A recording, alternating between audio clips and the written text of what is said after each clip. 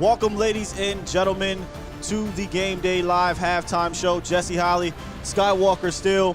Cowboys up 15-3.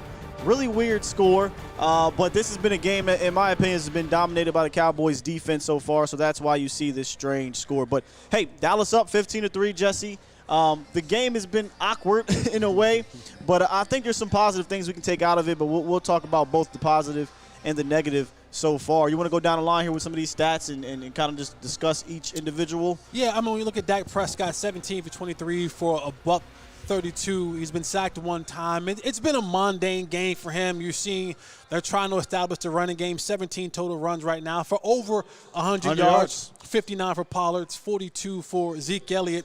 And, again, you still see Dak, what he's done as far as the passing game, spreading the ball around a little bit.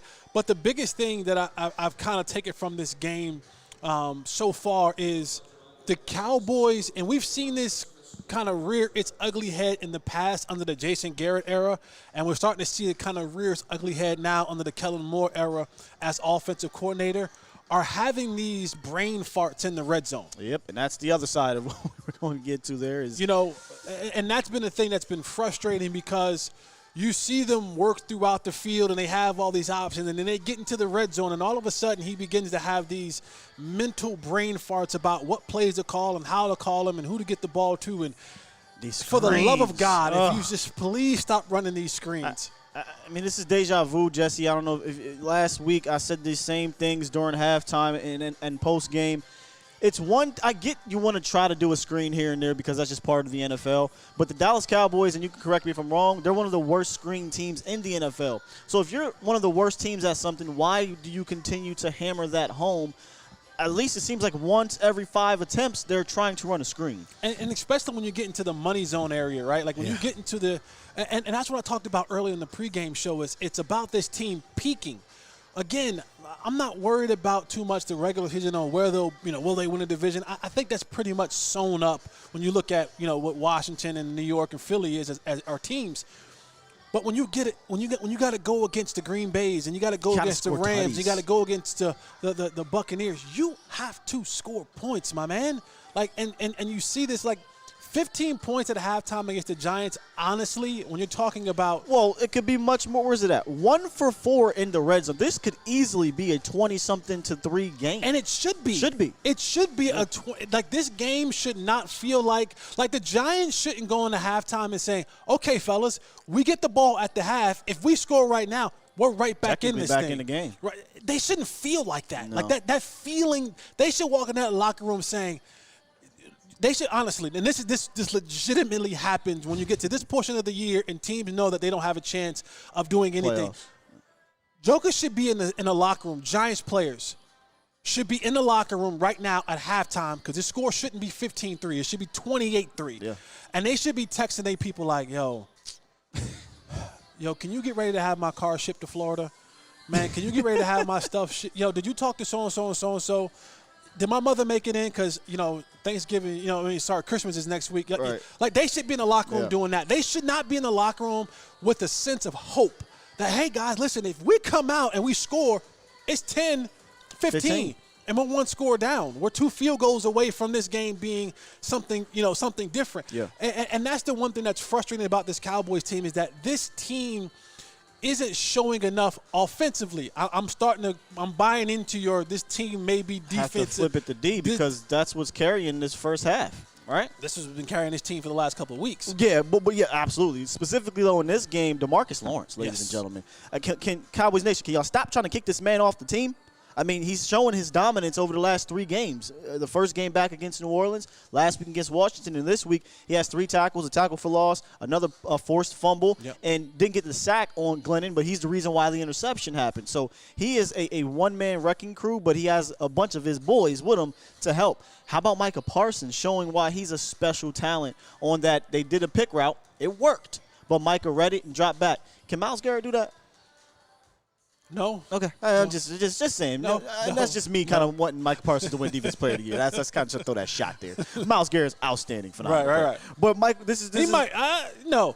No. No. Micah wasn't. They got the exact read. Right. No. A pass rusher who is not supposed to understand to go get this dude. What a horrible throw by Glenn, by the way, as well. Absolutely. Yeah. But Micah's recovery speed and knowing how to use and my angles get around, and getting around, so I don't get the penalty. I mean, right. dude's just a special talent. Absolutely. You know, the defense, I think, is doing their job. Now, this is why we need the offense to put up points, because we came into this game saying they're going to have to run the ball 50 times. And we were joking throughout the first half. First down, run. Second down, run. Third and short, all right, cool, now we'll pass. They'll stay on that script. Right. If 15-3, I can stay on the script. But if you go up 20-something 3 or 30-something 3, then you have to come out of that script. So, yeah, this game, I still don't feel like it's I don't feel like the game is out of hand in the sense of the Cowboys can lose it.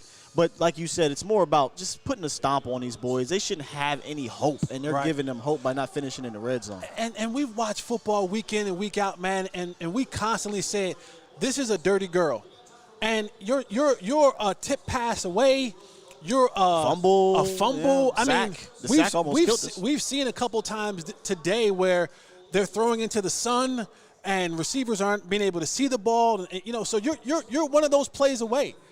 We've watched where, you know, Dak's got the ball away just before that guy's, you know, has gotten there. So when you talk about games still being in hand against a team like this, again, we've seen it. We've lived it. We've literally lived football being a dirty, dirty girl. And when you give teams an opportunity to hang around, that have the Giants with Mike Glennon and all their injuries and COVID and their coaching and just their downright deplorable team, they got no right being 2 scores away from this football game.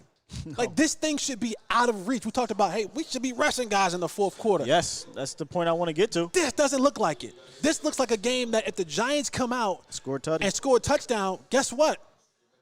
We got a ball game, ladies and gentlemen.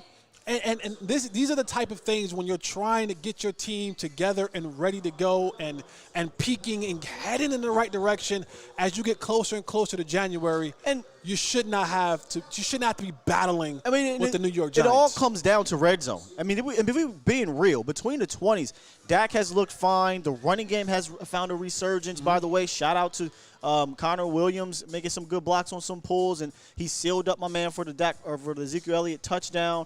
Shout out to Tyden Secchi. He hasn't been perfect, but Tyden Secchi is not making you kind of regret him being in the ball game. Jeremy Sprinkle even caught a nice little pass that gets him a first down.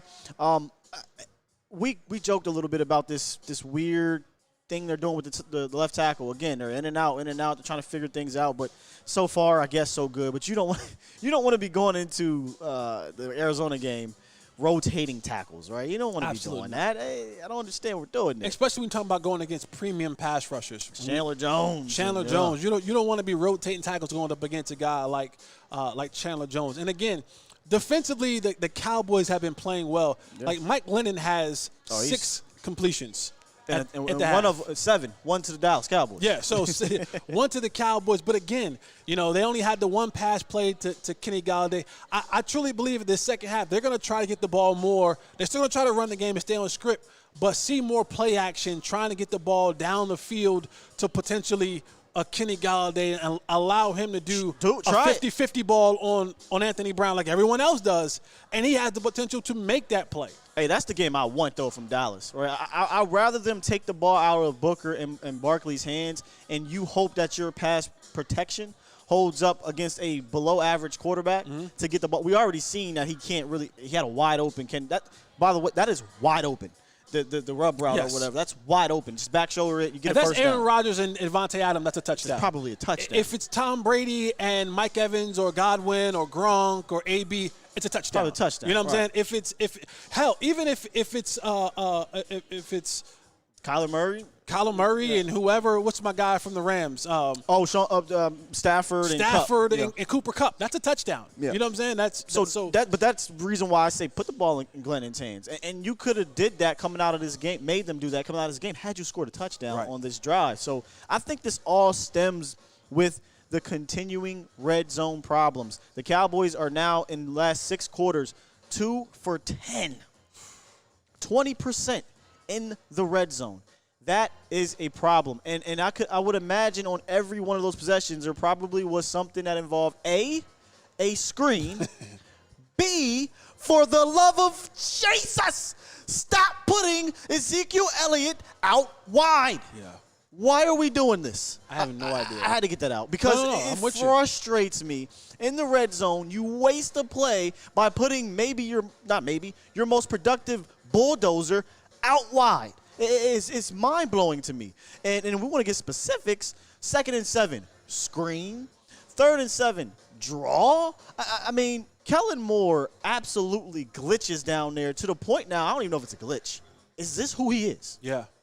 And there's so many options that you have. And when you talk about the red zone woes, a lot of it has to come down to play call. Like, am I calling the right play because the area is condensed? So you don't have much time because guess what? Guys can't run no further.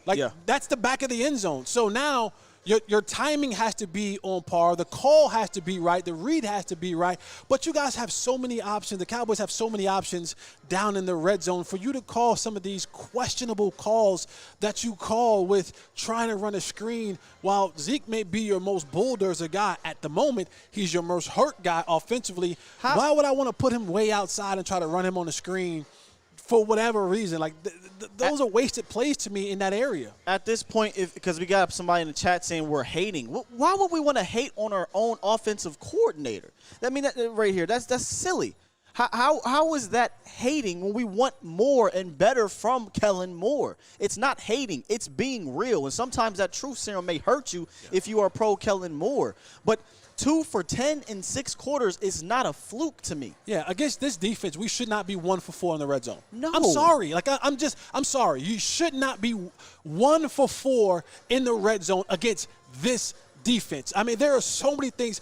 I don't know if this is planned or not planned, but what happened to the days of the RPOs down here in the red zone and allowing allowing Dak to put it in the gut of Zeke and take it out, and then him running in for a touchdown? What happened to the fake RPO, tight end, quick slant, and throwing it like that? So there's a lot of things that we can do and get done. They have to figure out how to do it and get adjustments at the halftime and come out here and ready to play. Yeah, kickoff is coming. Cowboys up 15-3. Let's hope they can clean these red zone woes up and put the stamp on these boys, put the stomp on these boys, and come out of here with a victory. Jesse, Holley, Skywalker, still. We will catch y'all in the post game show. Come on back. Peace.